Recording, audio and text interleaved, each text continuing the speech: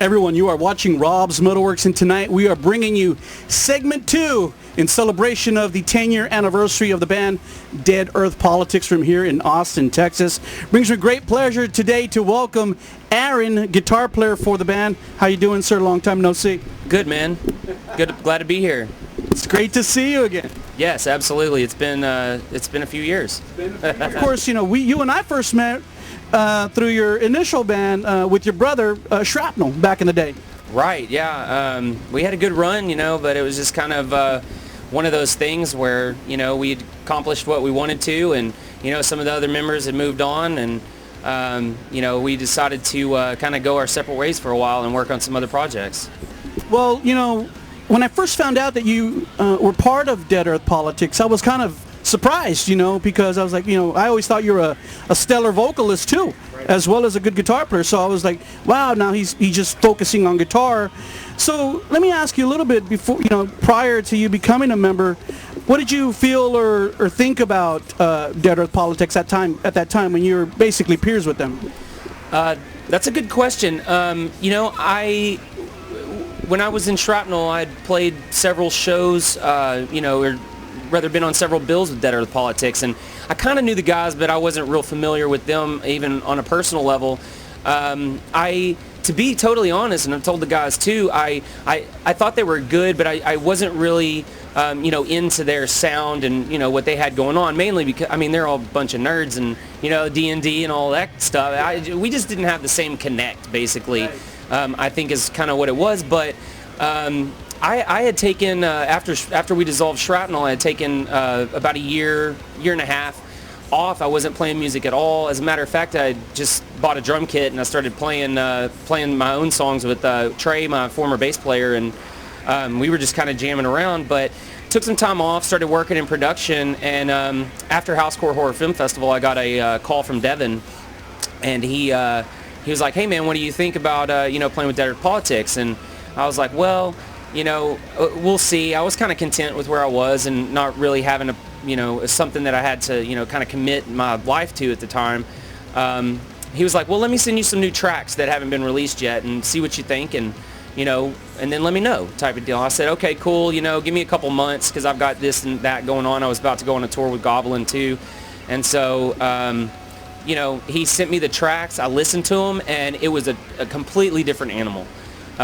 With Tim, Driscoll coming into the band and replacing Ernie, and it just took a whole new direction, and I loved it. I thought, man, these tunes are great. Not only are they great, they have such potential, but this is a guitar player that I can work with, and that will help make me better as a player, and that's exactly what's happening now. And I love working and collaborating with Tim. It's fantastic. It's great that you say that, because we heard a little bit of that from Mason, kind of saying, I'm working with guys who are really sharp guys. So I guess you felt, this band's at a whole new level now, at a higher level now, a level that I'm attracted to. Absolutely, and I think that shows too in the things that we're kind of slowly accomplishing. The band's been around for almost 10 years, or 10 years this year actually, and so seeing where they were at and how they got started, and then this continuous push. If anybody thinks they're going to get into a band or any kind of project really, and it's just going to happen overnight, that's very rare. Most of the time you're going to see good tenure push, for years and years, and it shows with this band. And we've got Barbecue coming up. We've had some of our endorsement things come through and our sponsorships. People are starting to get behind us. I'm seeing those likes go up on social media.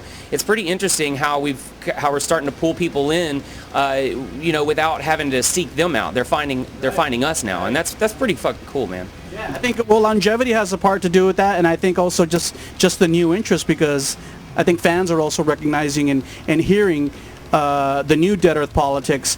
So really quick before we start jumping into the EPs of which you were a part of. Did you feel kind of apprehensive coming into Dead Earth Politics, thinking, I'm coming to a band that already has a history, am I going to be able to contribute or have my voice heard? Did that ever cross your mind? Absolutely, yes. And, that was a conversation that, I had early on coming into the band, because that's really important to me, that I can express my creative, side as well, and have an equal, voice in the collaborative artistic formula. And so, but it did take some time. In order to get there, I had to kind of, sit back and watch and listen and see how these guys work together, in order to, for myself to go, okay, well, this is where I fit, and this is how I can fit. And so it really, even, I've, like you said before, I've been playing about a year and a half now. It took a good year, really, for me to kind of get comfortable with it, the process, and all that. Now, of course, I contributed little tidbits here and there for certain arrangements, or even certain guitar parts, or, whatever. But now, I've just kind of started writing my own material and presenting it to the guys. And the response from them has been fantastic. And being able to do that, and then have Tim come in and go, hey, man, let's punch this in here. Honestly, the band had joked around about how, we bring in an idea and they're going to squash it, remix it, formulate it, and then it's going to come out and it's going to sound completely different. To this point, for me, it hasn't been that so much. They've really been warm to what I brought to the table, and that makes me feel fulfilled. So the two APs that came out now that have really kind of represented the band on a new level, or Queen of Steel and Men Become Gods. Okay, I know that you had some writing or some recording on Men Become Gods. What was it like kind of working with the band for the first time in the studio, actually putting down some tracks and really kind of solidifying your place in the history of Dead Earth Politics? It was because the tunes had for the most part already been written.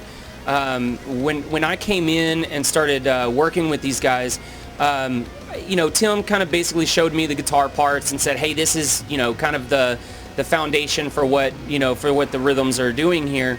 And then I was able to come in and kind of put that into my own style. Yeah. And so when we recorded it, it was exactly that. I came in, I recorded all of my part, and and he recorded his, and we panned them, and that's pretty much how it worked. So there's absolutely, even though, like I said, the riffs had been basically written, adding my seasoning on top of it, was kind of there for that recording process, and it was good. One of the things too that I've kind of always respected about Dead Earth Politics is that you guys are kind of really always strategic too. You're just not some dumb musicians out there, doing your thing, and you really kind of keep it, straightforward on the back end, and have a plan of what we're going to do it, and when we're going to do it, and how we're going to do it. I think that releasing the two EPs in the last couple of years was great because the market's changed, people's attention spans are very short now, and when you're releasing little bits of music here and there, it kind of keeps people talking about DEP. Yeah, it definitely does, and I think I think that was probably can be mostly attributed to Devin, and he's and kind of his marketing strategy that he's come up with. Like, it may have been a collaboration of all the guys, but that was in place before I came in. But he's pretty brilliant as far as that, as far as those things are concerned. And of course, he brings the ideas in, and we all discuss them, and we say, well, that's shit, or this is a good idea, or whatever. But he, that's the way it was kind of structured when we came in, and I was like, man, that's brilliant, because when I was with Shrapnel, we went in, splurged, spent all of our money on one record, and then we went out and tried to make all that money back and save, and this and that for 3 years, and then go back in and do the same thing over.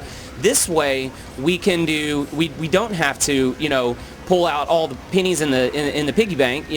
We can kind of hold back some and be a little bit reserved, and still get our music out there and and be advancing. And so I think that is what it's really attributed to. Not only that, but now it's a conceptual thing. Now we have these different album covers. It's a collector's deal. So once they're all released, which the other one will be released next year, the third installment, then we'll put them together and we'll release that all together, but still have these little collector's bits for the people that have come along with us for the ride. And so it's neat. Should I take for granted that when the third EP comes out, you're going to be more? We're going to see a little bit more of you in that one. Absolutely. As a matter of fact, two of the tracks I believe that will most likely be on that record, I have been working on and have contributed the majority of. So we're really excited about them. One of them in particular, which is just kind of a short, just punch you in the gut type of song that has all of those elements of melodicism and God, we joke about it all the time. It's got to have thousands of notes in it. It's like, my Lord. But it's great, and we're really excited about it. That on top of some of the riffs that Tim had previously written that we've been all collaborating on. You're definitely going to see a lot more of my creativity coming along and moving forward with these guys for sure. Sweet, man. We look forward to hearing that. I'm always excited about the band because, like we've kind of been talking about, there's this evolution with the band. And there's no fear in going into the unknown. Now, as we look forward to the fall, the band will be celebrating its 10-year anniversary. There's going to be a cool-ass gig in the middle of October. People out there, the Dirty Dog in Austin, will be out there supporting it and celebrating with you guys. How do you kind of feel about being part of the DEP 10-year anniversary?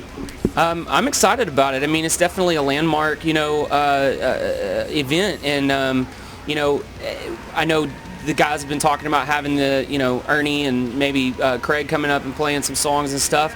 At first I was kind of a little hesitant about it. I'm like, that's my spot, motherfuckers, But I get the idea behind it, and to have everybody kind of come together and go, man, we've been a part of this for this long, and we can all sit there and talk about what our roles in it, and have a good time with it. I think it's great, and I'm really excited about it. If Kirk Hammett can do it with Dave Mustaine, you can surely do it. Absolutely, that's very true. And no, honestly, I don't even know the other guys really anyway. So this will give me an opportunity to meet them, and we can talk shit about the other guys when they're not around. Well, I mean, the thing is, all of you guys are part of this whole Dead Earth Politics conglomerate, so that's great. Any last words, Aaron, as we end out, about you or about Dead Earth Politics, about the 10-year anniversary, anything that you want to share with the people out there who will see this interview? Just that, I'm excited about our opportunities that are coming up and the barbecue run, and, we'll see where it goes. Nothing's set. Like you said earlier, it's all an evolution, it's all a change, so we'll see how things evolve, in the next few years, and we'll take it for what it is. Yeah, man, stay metal. Thank you, sir, for your time this afternoon. Remember, everyone out there, the 10-year anniversary of Dead Earth Politics is right around the corner. We will all be there celebrating the big event at Dirty Dog. Don't forget the band. You saw them only right here on Rob's MetalWorks.